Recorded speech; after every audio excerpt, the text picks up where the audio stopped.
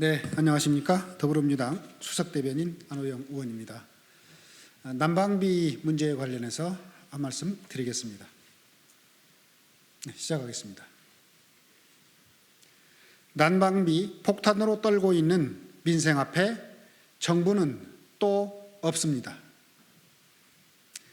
난방비 급등에 아무 대책이 없다는 윤석열 정부의 후안무치에 기가 찹니다.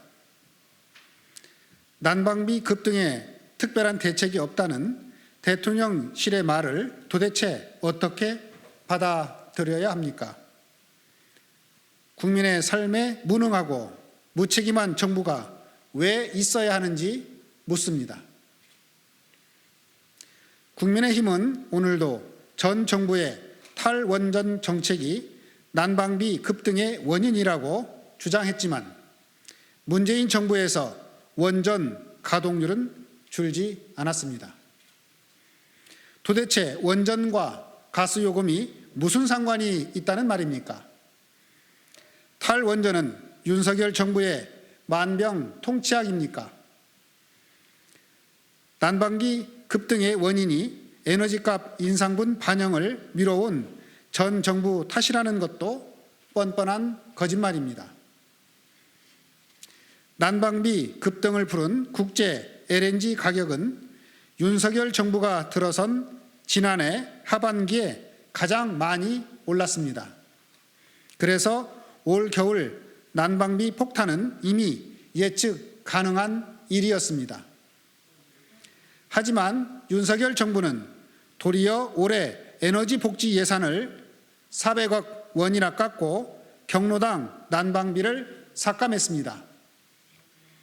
또한 지난해 말부터 국제 LNG 가격이 하락하고 있어 곧 안정될 것으로 전망되는데도 기다리지 않고 가스공사 적자를 국민에게 난방비 폭탄으로 전가한 것입니다.